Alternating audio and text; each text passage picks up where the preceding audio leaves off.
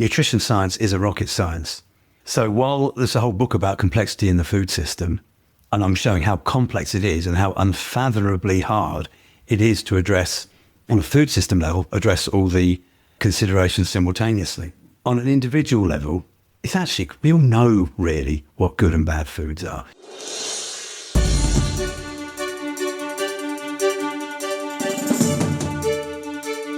Hello and welcome to another episode of Leading the Scale Up.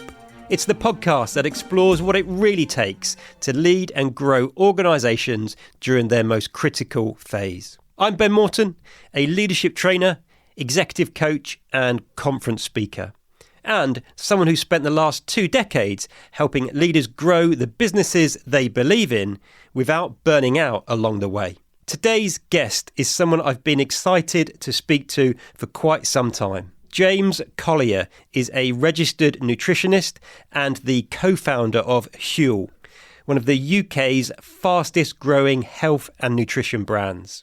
But more than that, James is on a mission to help people, especially leaders, understand what really fuels high performance. In this episode, we're diving into the critical but often ignored link between food and leadership performance. From blood sugar crashes to cognitive focus, energy and mental clarity, it all comes back to how we fuel ourselves. If you are scaling a business, driving hard at big goals, or just feeling stretched a little too thin, this conversation could give you more than a boost.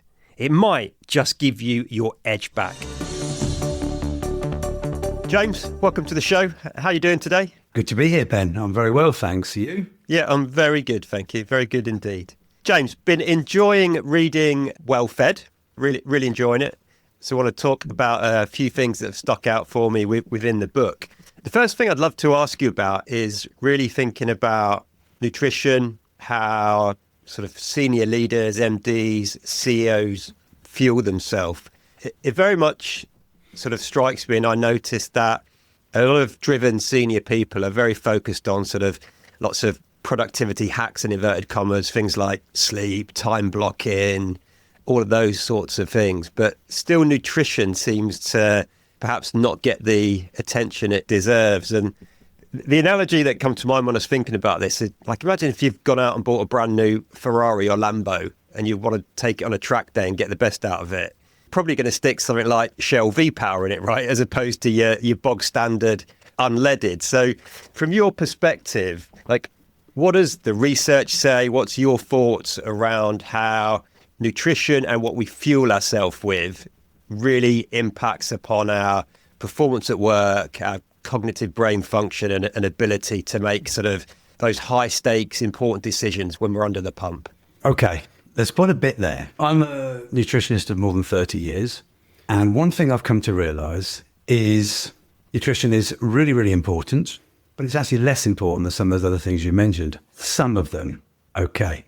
So the research is overwhelmingly demonstrates that the bigger predictors of living well and living well older, what does living well mean? We can come back to that, would be exercise, getting adequate sleep, social bonds, social connections, and socializing and not being isolated.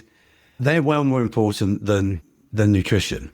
Now, the biggest problem with nutrition and disease risk is we eat too much. So it's the overconsumption, energy toxicity, as we might call it.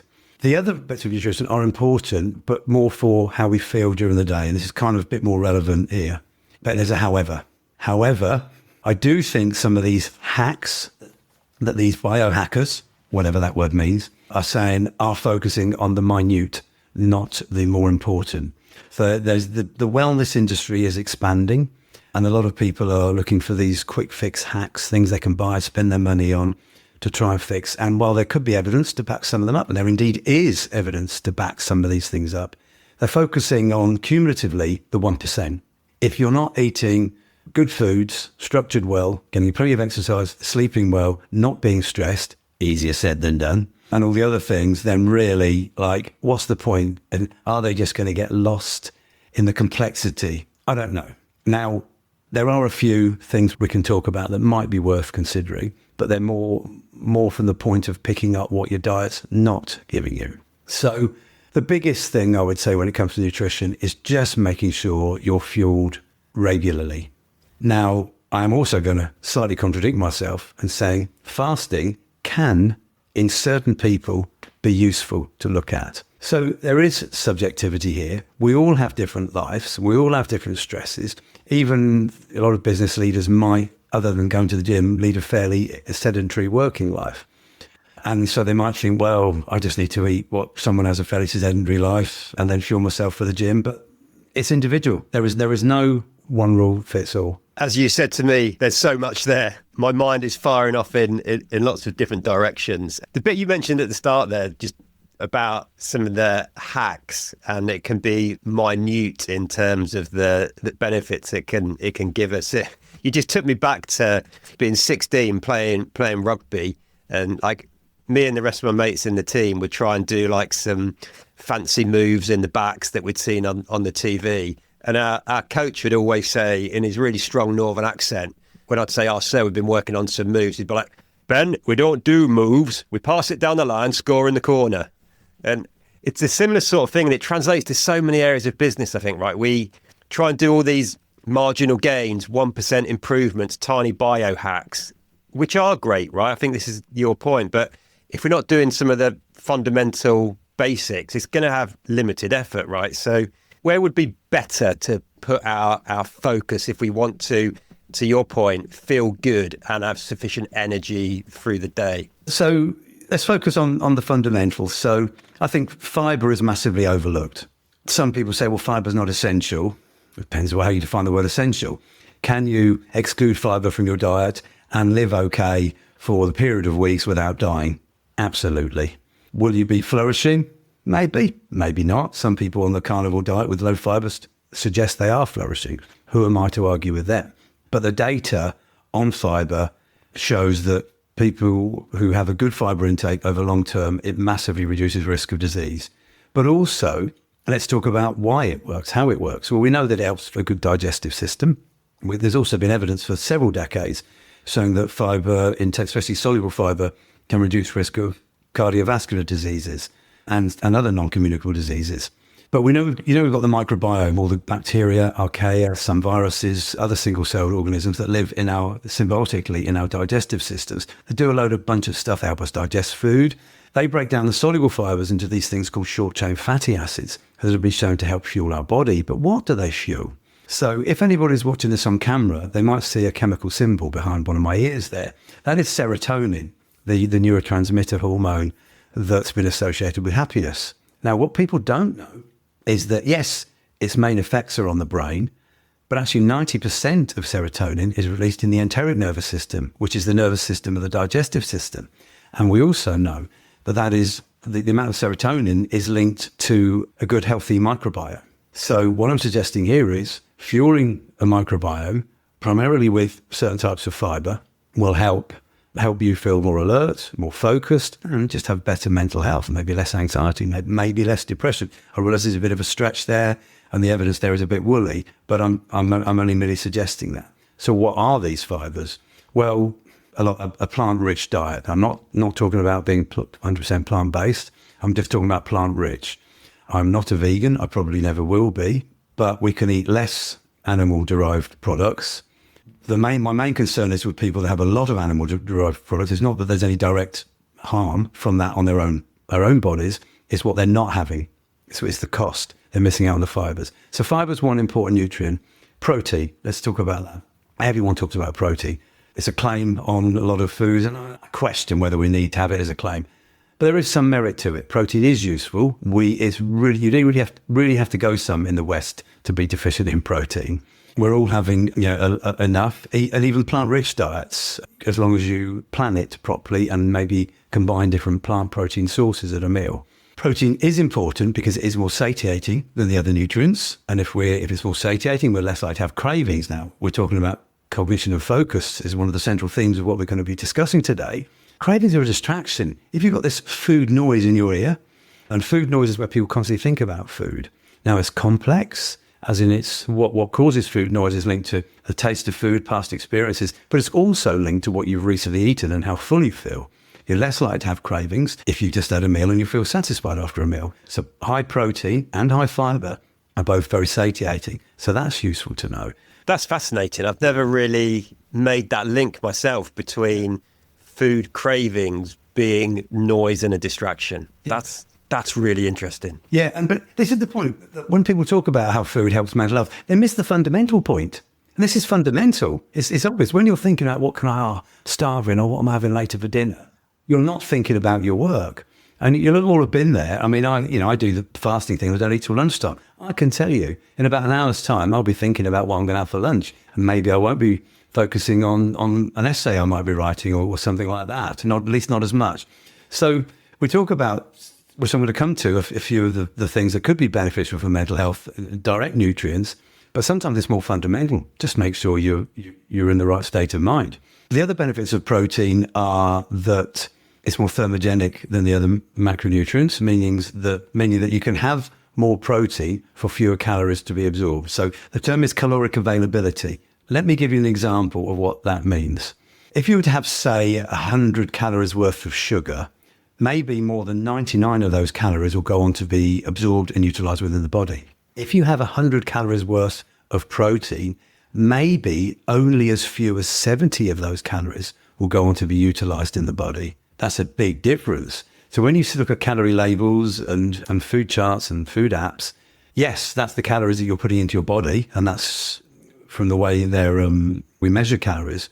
But how are they used? Wow, that's very different. There's a big difference there. And it depends on the protein food as to how low it will be and the amino acid profile, what else you've got going on. So there's a lot of variable factors there.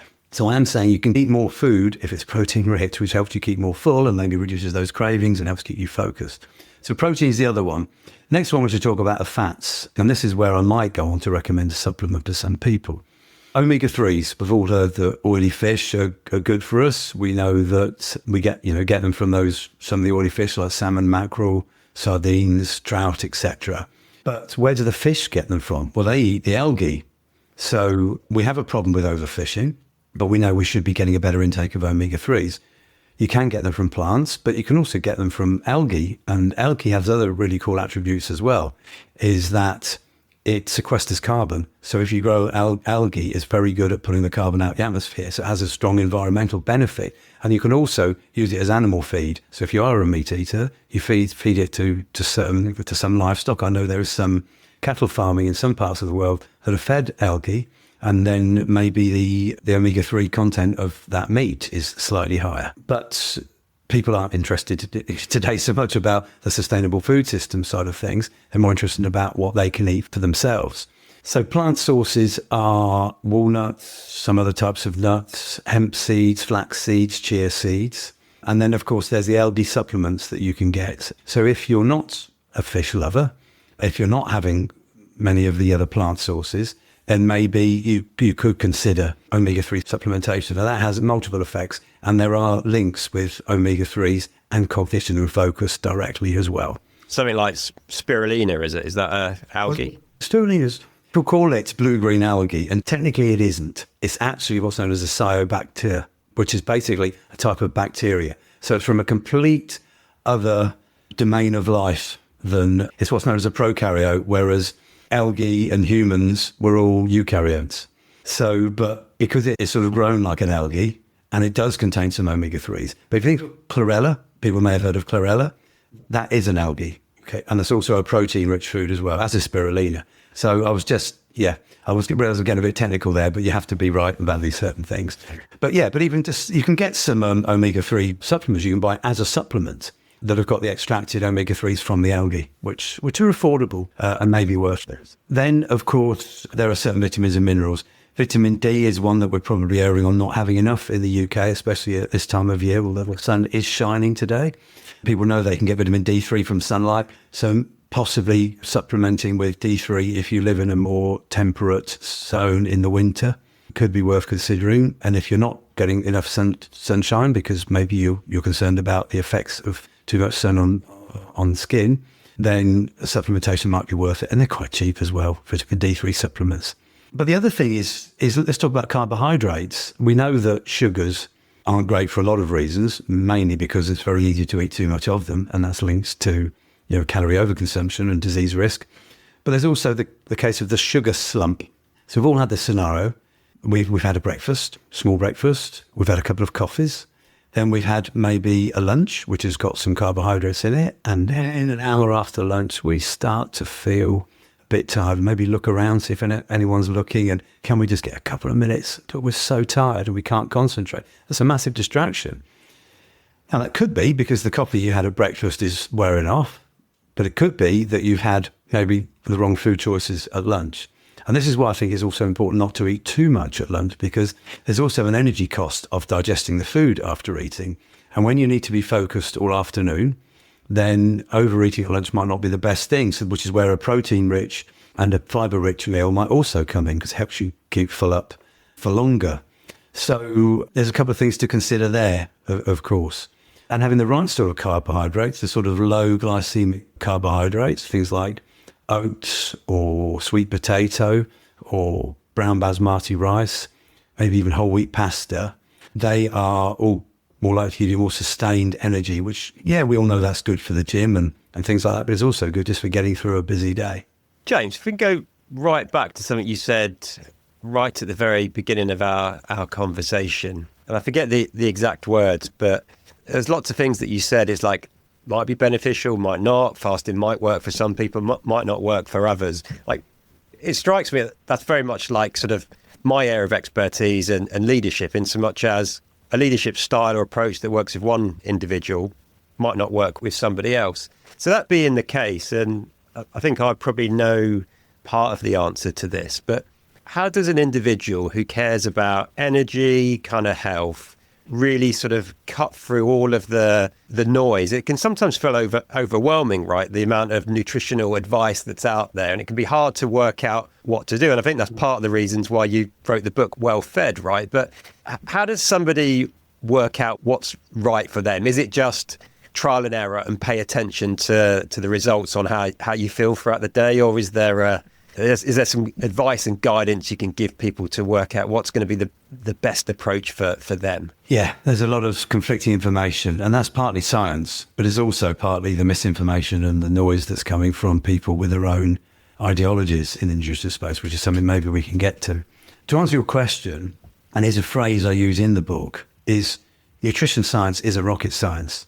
So while there's a whole book about complexity in the food system, and I'm showing how complex it is and how unfathomably hard it is to address, on a food system level, address all the considerations simultaneously.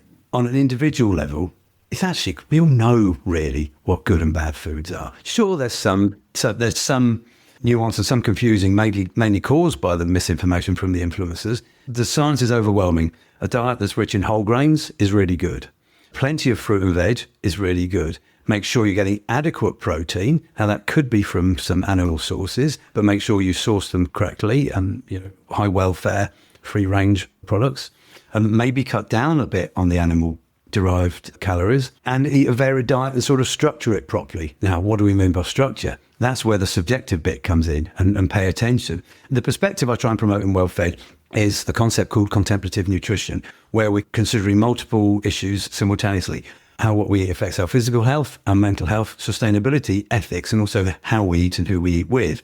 But part of that is mindfulness eating. Now, you may have heard the term mindful eating or intuitive eating, whereas people pay attention to how they feel when they, in the short term, their cravings and stuff. That's part of it, but also realize our cravings can deceive, and people that have a problem with their weight are more likely to be deceived by their cravings. They have a lot of food noise, which is why these weight loss drugs, the GLP-1 agonist drugs, seem to work so well, because they turn right down that food noise.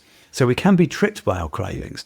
But what I mean is just pay attention to how you feel. More like what you said, Ben, really. We've all got our food beliefs, and they partly come from what we ate when we grew up, how we felt. But it's also on our energy levels, and we all do different things every day. Some days will be busier than others. So I think it is quite a good idea to eat a fairly regular time. I don't do that one myself. And if people want to try the fasting, give it a try. Give it at least 2 or 3 weeks to get used to it. They might find that useful. They might not. It might not work for them. And then they should pay attention to that. If you're a builder or something, or a very active job, probably fasting isn't for you, and you need a good old breakfast before you go out and do the work. So it is very much paying attention to how you feel and course correcting. And people that do live quite a structured and regimented life have probably got an advantage because they do know how they feel. But I realise that it doesn't work for me, and I'm sure it doesn't work for a lot of other people as well. So, those few basic rules: whole grains, fruit and veg, make sure your protein sources are adequate, structured, and also well hydrated. I missed that one off the list. Drink plenty of fluid. Caffeine's an interesting one. Maybe I should just take a side step for a moment.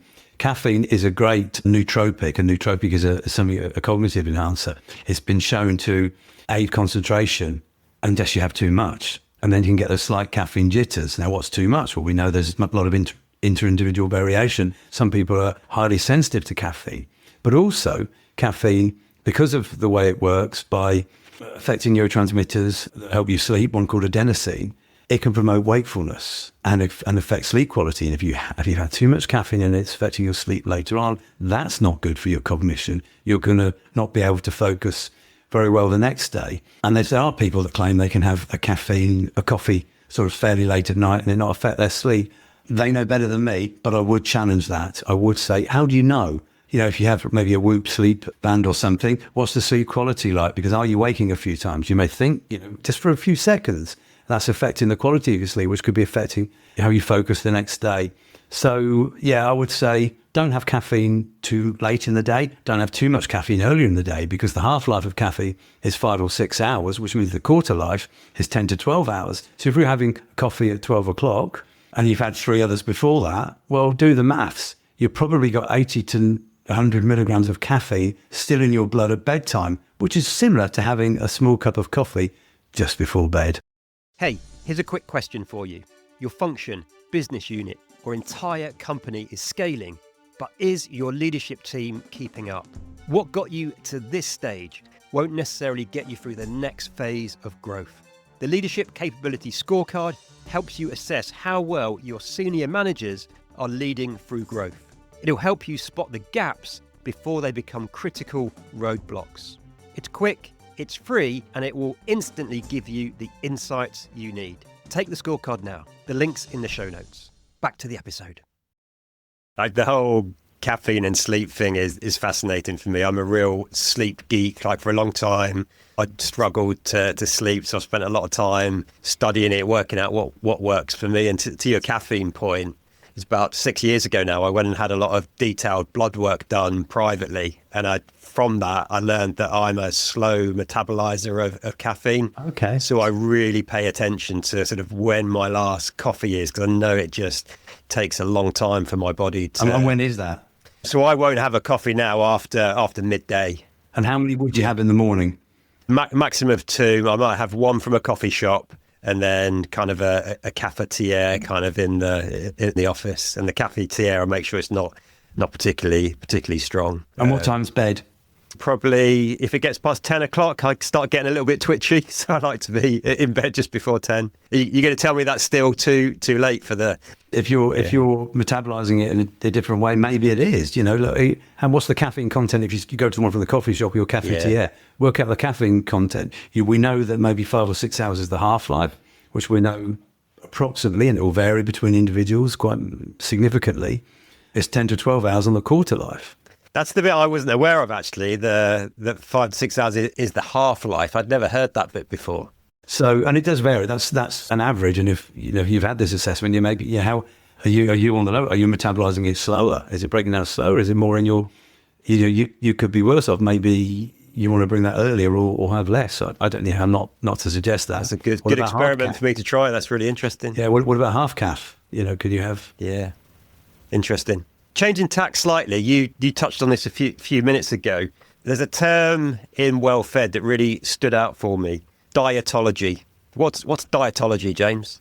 Well, it's a James made-up word. It's a portmanteau of diet and ideology, and we see a lot of this on social media. But it's been around for decades. Maybe it's something I'm researching in more depth, but maybe even hundreds of years. The definition that I've given to it is: a dietology is a dogmatic commitment to a nutrition-related belief that's not based on a critical appraisal of the available evidence. And worse, sometimes it goes further. Often when evidence is presented to the contrary, people double down on that belief. So they start ignoring any evidence. I think it's getting worse at the moment, and I think it's a bigger problem than just diet. But here's a claim that I've made in previous podcasts and previous interviews. I can't back this one up, so maybe I'm being ideological here, but I'm saying that nutrition is more polarizing than politics. People have their beliefs when it comes to nutrition, and they're going to stick to them. Now, there's good reason for this. Let me explain a couple of them. Let's say, firstly, that someone wasn't very healthy, maybe a bit overweight. They weren't going to the gym very much. And then they watch some influencer who's in good shape and talking about the diet they've done. And so this individual follows that diet. Maybe it's the carnivore diet, for instance. And they follow that and they start exercising and they feel great. And they think, okay, this is really good. This diet has worked for me. Maybe they have indeed tried other diet strategies before and for whatever reason hasn't worked out. They want to tell everybody about this. And they know the answer because they've got the answer. They're witnessing it. Now, there could be two things here. Maybe that diet strategy just simply suits them better. Their lifestyle, maybe on a physiological basis, but it doesn't mean it's going to benefit other people. And the other one is I would question if they, maybe they haven't properly tried other regimes and just the act of improving what they're eating, cutting out all the junk, doing more exercise, they're going to feel great anyway. So that's where it comes from. But I don't even think that answers on my own question well enough. I think there's something deeper here. And this is on a belief level. Now, let me illustrate this using etymology, the origin of words. There's one word that I think is really interesting, culture. We use it so much these days. We use the word culture when we're talking about how we behave, how we dress, how we dance, and just certain beliefs we have. We use it in the more recently in sort of business culture or other institutional cultures. We criticize other cultures. But let's look at where the word comes from. It actually comes from the tilling of the land for food, the act of acquiring food from the land. Look at the word agriculture. Agri comes from field, so acquiring food from a field. The word cultivate, which is, to get food from the land. So is it no wonder if the word culture actually comes from food? It demonstrates that's how we believe, where our beliefs are linked to. So is it no wonder, in some respect, that people are ideologically committed to their food and their diet? So the word dietology tries to explain that. It's, we're ideological about our diet. And you see this a lot with people. You see it with veganism, for instance, that's been around for, several decades. And there's that old joke, how do you know if someone's a vegan? Because they'll tell you. And I think that's quite unfair, because I see it on people with all types of diet. If someone's on the keto diet, they'll want to tell you. If someone's on the paleo diet, they'll tell you. Oh, and the carnivore people will definitely tell you. So it's not just vegans. And veganism is more than just the diet. It's more than a dietary choice. It's a lifestyle choice with excluding other animal-derived products and clothes, for instance. And you see the handles of people on social media. You might have Ben the Carnivore or James the Vegan. They're not real things, by the way, if anybody's clipping this out. People actually make it part of their identity, the type of diet they have. But it's not just the diet. The seed oil thing at the moment, that people are vehemently against seed oils. Well, the data doesn't agree with that, and we can, it's too deep to go into that in any great detail.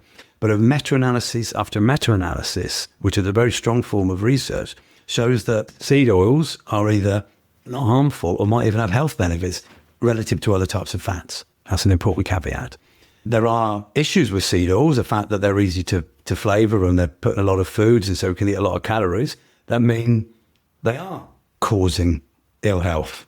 And I use that word loosely, causing. So it's not a black and white answer here. But there's people, they will not, I've gone on podcasts before. I went on a quite a big name podcast a couple of months ago. And the clip they put out there with me talking about the seed oils, taken out of the nuance of the wider conversation. Don't you do this, Ben? I know exactly what you're talking about. Yeah, I got, and I wouldn't even say they misrepresented me. The podcast production team were great. But people heard what they want to hear. They heard me defending seed oils And that's all they heard. They didn't want to listen to the whole podcast in context. They didn't even want to hear the longer part around the whole clip, the 1 minute clip. They just heard what they wanted to hear. That's what I mean by dietology. And so there will be difference of opinions. Academic research is full of nuance. There's a journalist and writer called Tim Urban who's written an amazing book called What's Our Problem? And he talks about, it's more about politics, but his narrative translates perfectly onto nutrition and science academia as a whole. We have high-rung debates, and he refers to this concept called the ladder, and we can disagree and have high-rung disagreements, but they're based on evidence, and sometimes we'll convince someone otherwise, sometimes we won't. But as social creatures, we know that these debates generally improve the way we think. Dietology is based on low-rung thinking. It's whereas I'm not interested in what you're saying. I might even give science, show you some scientific research that disagrees with what you're saying. And there is research. Let's take the seed oil analogy again. I can steelman the other side's argument on here and show that seed oils are bad for health. But I would be cherry picking. I would not be looking at the total amount of the evidence. I could pick some scientific mechanism that shows that seed oil causes inflammation. I can also find several studies that seed oils are anti-inflammatory, but they won't be showing them. Now, there's a really important thing when we're looking at what we want. We're not interested in mechanisms. Well, we are, but fundamentally, most people aren't, because there are many mechanisms for one outcome, usually several, maybe even hundreds for one outcome. We want the totality. So we can all cherry pick mechanisms to back up our perceptions. I can do it, but this is where you have to do a mix of randomized control trials, mechanistic data, and epidemiology. And people, the epidemiology is looking at patterns related to how people eat and say how people feel or disease outcome. And people criticize, say epidemiology doesn't work. Well, you need to look at it together on its own. Yeah, maybe we shouldn't focus. But let's take toxicology, for instance. If you're talking about pollutants, right, the whole policy about what should be in the environment is actually based on epidemiology. You cannot do a randomized control trial by giving a load of people something you know to be toxic and seeing what the outcome is. So you have to put policy. You're 100% depending on epidemiology in toxicology. Yet people criticize nutrition science for having policies based on epidemiology. So whilst epidemiology isn't finite, it's all context specific. And this is what dietology is all about, is looking at the nuance, embracing every point of view, and just trying to use maybe a Bayesian analysis, using it like correcting for when you've got more evidence to see what's likely to be correct. Now, most people aren't going to go to that level of detail. This is where it comes to looking at experts. And there's this, with the rise of populism at the moment, is an expert is someone who the individual deems to be an expert, which is just way off the mark. There are genuine experts. Will experts get things wrong? Absolutely. Probably a lot of the time. That's science. So you should maybe listen to more than one expert, but genuine experts, not people that have got an axe to grind, about something. And the misinformation at the moment in science is wild, and people don't. I literally read a post, shouldn't have read it, on Facebook this morning, saying if someone's saying one thing, it's more likely to be the opposite. And I'm thinking, wow, is democracy dead? We have these institutions like academia, like policymaking, have all the checks and balances within them that mean that, yes, things will be wrong, but broadly speaking, we should listen to them. So, people aren't listening to experts here. And everyone listening to this today will just want a few key points on how they can improve their own health and maybe minimize any negative impacts on other people. And that's actually quite easy, but it does involve listening to genuine experts. Yeah, and there's so much in that, James. And as I'm listening to you talking there, like, to your point, people who want a few genuine tips they can take away and use, like, that's great. And hopefully between you and I, we've provided a little bit of that. But for me, the thing that's really starting to stand out from our conversation, probably more valuable, that I guess it comes back to your contemplative kind of nutrition or eating, right? Because I think what we're really talking about here is quite a lot of confirmation bias, really. Like, we've got our beliefs, we see the evidence that backs up our current belief, and maybe that current belief might be largely driven by who we're following on social media or who we're seeing on the news. And that either means we find evidence to support our view or prove the other person's view wrong, right? Similarly, like one I saw on yesterday, was a post by a guy basically saying cigars are really good for you. He'd written this long post like saying cigars are really good for you. Now, whether that was genuinely his view or if it's one of these deliberately controversial posts that he's trying to use sort of as semi clickbait, but like if you're somebody who is a fan of that guy, you might go, oh, well, I'll start smoking cigars then. They're really good for me. Like, I don't know if they are or not, but that's not the point. But to your point around influencers and really trying to do our best to just assess the information we are being bombarded by, it just feels like it's more important than ever, right? Yeah, absolutely. And you had a good point there with your cigar and post analogy there. Happens in nutrition. I reckon some of these influencers are just putting things out there to be provoking. Do they believe it? Maybe on some level they probably do. Otherwise they wouldn't put something that goes against their narrative, even if it was going to be controversial. Some of the carnivore influencers do that, but I also think they can produce evidence to back up their claim. But again, they're cherry picking and looking for confirmation bias. And it happens with veganism as well. It's complex here. And we just need to be mindful and hear a lot of points, but listen to no one individually. Now, if any of your listeners now are listening to this and saying, well, why should we listen to this guy? Well, if they're asking that question, I say brilliant, because they should be challenging everything I say, but they should be doing it at a high level. And I came to a call earlier this morning, a friend of mine who read my book criticised me on one area in particular. And you know what? She's probably right on a couple of challenges. There's a couple of challenges she's given me that I don't think she's correct on. But she sent me the email a month ago. I've had a chance to go through it, and we had a call about it this morning. That's high rung debate, right? That's what, and I probably will write an article about what I think she's got a point and what I don't. But this is what we should be doing. And of course the public don't have time for that. They're not informed for that. And why should they be? But when you've got social media that's putting science out in everybody's faces in bite-sized chunks, at least under 90 seconds, maybe under 45 seconds, which is just not long enough, people are accepting that because you can't see the substance behind the argument. And even on YouTube, and YouTube's a bit better because you can get 5, 6, 7, 8 minutes, or maybe a 90-minute podcast with someone where they can back up what they're saying, but they still aren't doing it the depth and substance because you need to put thought behind it, which is why things like books, which is part of what made me write the book. I've got my ideas. Well, how did I get there? And that you can do so much in an article, and I write on Substack. But an article's 1,500 words. Yeah, you can only make one point in that, but there's a lot of points that are feeding into a perspective, and you can only do that by book. And I realise that reading isn't for some people, but audiobooks are around there, and they're great. And that's why it's important. It's a shame that books aren't read as much anymore. If people are going to argue with me and disagree with me, they have only heard part of my argument, and the complexity of the food system involves embracing it from all angles. And that's what I've tried to have done in my book. Yeah, I think of reading the book as like having a conversation with the author. Like if I spend a week reading this, it's like me sitting down, having a conversation with you, recording this podcast. I just think it's a real kind of gift to be able to pick up a book and read it. I love reading, and if someone's a good writer, it makes it a lot easier. I'm reading one at the moment, and it's full of good facts, but the guy's just written it's like an academic paper, and it's hard work, and I want to read it, but I'm hating every minute of it.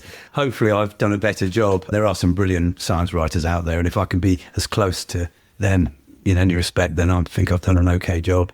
I once tried to pick up and read A Meta-Human by Deepak Chopra. I put it down and thought, like, when I've got my PhD in like quantum physics, I'll come back to that because it just lost me really quickly. I've not read any of his work, but I've heard him on a lot. But he's a bit bully. He's a bit out there, and he is I think he's a good faith guy. And I've heard him on debates. I'm sure he's a nice guy, and his perceptions on metaphysics and ontology are probably quite good. But I do think there's a lot of cherry picking and trying to spatula in science for his narrative there. James, there's a couple of final questions I want to ask you, quite heavily focused on nutrition, and then we'll take a short break and we'll come back, or listeners can come back for the next episode where we're going to focus in a little bit more on leadership. So 2 questions for you. One specifically around Huel, if I may.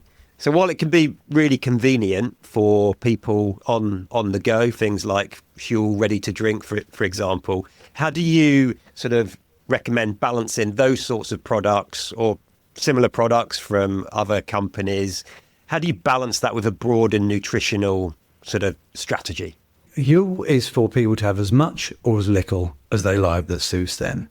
If people are fortunate enough to be able to prepare for them all their meals using good quality sourced ingredients and to be able to enjoy them together with other people, then Huel's probably not for them. Now, back in the modern real world, how many people are doing that with every meal? And I'm sure there's a couple of meals a week where people are doing that. And, you know, if they've got a partner or a wife, say, that stays at home and cooks for them, you know, 1950 wants their family values back. But it's, you know, maybe you're fortunate enough to do that, but we can't. We're in the modern world where other people are doing the food acquisition and food preparing for us. And that's brilliant, and we should embrace that. But what's happened is people are rushing around and they're making otherwise poor food choices.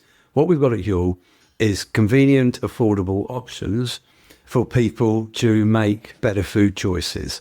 The products are high in fibre, they've got the omega-3s, they're high in protein, they're satiating in all the vitamins and minerals and the right sort of carbohydrates. We've got a variety of different products in different formats. We've got the ready-to-drink bottles that most people are familiar with from the supermarkets. We've got the powders, different macro ratios, different carb levels and protein levels.